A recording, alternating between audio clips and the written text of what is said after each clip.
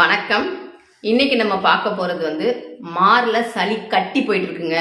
அப்படியே சளியாக வந்தது, வெளியே துப்புனேன், இப்போ துப்பவும் முடியல. மார்ல சளி கட்டி போயிட்டு ரொம்ப ஒரு வித பெயினாகவே இருக்கணும், அடைச்ச மாதிரி இருக்குது அப்படின்னு சொல்லுவாங்க. இதுக்கு இயற்கையில் தீர்வு இருக்கான்னா 100% தீர்வு இருக்குது. ஏன்னா இந்த கிளைமேட்டில் நார்மலாக, அதாவது பனி காலத்தில் நார்மலாக சளி பிடிக்கிறது நார்மலான விஷயம். கிளைமேட் சேஞ்ச் ஆகுது, ஹீட் டிஸ்டர்ப் ஆகுறதுனால அது சளி தான் பிடிக்கும். ஸோ இவங்க ஃபஸ்ட்டு சளி பிடிக்கக்கூடாது. அப்போ இந்த பனிக்காலம் வர ஆரம்பிச்சிச்சுனாவே ஃபஸ்ட்டு நீங்கள் அவாய்ட் பண்ண வேண்டியது ஸ்வீட்டு, இனிப்பு. நீங்கள் சாப்பிட சாப்பிட ஈழ சளி உருவாக்கிட்டே இருக்கும். ஸோ ஃபஸ்ட்டு, ஏன்னா நிறைய பேர் கேள்வி, இந்த பனிக்காலம் வந்துச்சுன்னா அந்த 1 மாதம் 4 மாதம் 3 மாதம்னாமே நான் சளி துப்பிக்கிட்டே இருப்பேன் அப்படின்னு சொல்லுவாங்க. ஏன்னா அவங்களுக்கு தெரியாது, நார்மலாக இனிப்பு எடுத்துக்கிட்டே இருப்பாங்க, எடுக்க சளி இருந்துகிட்டே இருக்கும், துப்பிக்கிட்டே தான் இருப்பாங்க. இந்த மழை காலம் வந்தாவே எனக்கு சளியை விட்டு போகவே போகாதுங்க, வெயில் வந்தால் தான் சரியாகணுவாங்க. ஏன்னா மழை காலத்தில் ஏற்கனவே நுரையீரல் குளிர்ச்சியாக இருக்கும், இன்னும் ஓவராக குளிர்ச்சி ஆகும்போது இந்த இனிப்பு பொருள் எடுக்கும்போது இன்னும் ஓவராக குளிர்ச்சி அடைஞ்சி ஈழ சளி மாதிரி கோல கொலையாக வந்துக்கிட்டே இருக்கும். ஸோ ஃபஸ்ட்டு இந்த பனிகாலம் வந்துடுச்சுன்னாவே உங்களுக்கு சளி பிடிக்கிற பார்ட்டி இல்லை, எனக்கு சளி ஓவராக இருக்குது அப்படின்னாலும் கம்பல்சரி இனிப்பை கொஞ்சம் நாளைக்கு கட் பண்ணுங்கள். ஸ்வீட்டு அது பழங்களில் இருக்கிற ஸ்வீட்டாக இருந்தாலும் அதில் லைட்டாக மிளகுத்தூள் போட்டு சாப்பிட்லாம், ஒன்றும் தப்பு கிடையாது. இதை ஃபாலோ பண்ணணும், ஸ்வீட்டை கட் பண்ணணும். அதுக்கப்புறம் நீங்கள் இப்போ சளி பிடிச்சிருக்கு அப்படின்னா அந்த இஞ்சி போட்டு கஷாயம் அல்லது மிளகு போட்ட ரசம் இந்த மாதிரி சாப்பிட்டீங்கன்னா அந்த சளி ஆட்டோமேட்டிக்காக வெளியே வந்துடும்.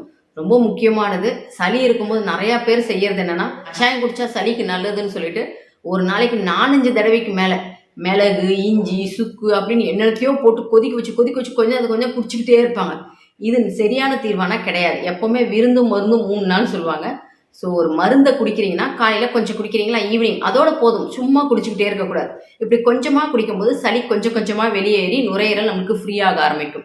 ஆனால் ஒரு சிலர் நிறையாவே இன்டேக் எடுத்துக்கிட்டே இருக்காங்க. அதாவது இந்த கஷாயத்தை அதிகமாக, இந்த மிளகு, மூலிகை டீ, சூப்பு, ரசம் இதை அடுத்தடுத்து எடுத்துக்கிட்டே இருக்கும்போது நுரையீரல் ஓவராக ஹீட் ஆகிடுது. அப்போ அங்கே இருக்க சளி அங்கேயே கட்டி போய் மாரில் தேங்கி போகுது.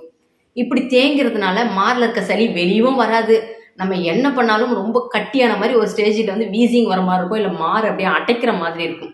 இவங்க இதுலேருந்து எப்படி வெளியேறலாம் அப்படின்னா, நல்லா ஒரு கொஞ்சம் நல்ல பெரிய இஞ்சி துண்டு எடுத்துக்கோங்க, தோல் எடுத்துகிட்டு கழுவி மிக்சியில் கட் பண்ணி போட்டுக்கோங்க. நல்லா ஒரு கைப்பிடி காஞ்ச திராட்சை, அதையும் நல்லா கழுவிட்டு மிக்சியில் போட்டு இஞ்சியும் காஞ்ச திராட்சையும் நல்லா அரைங்க.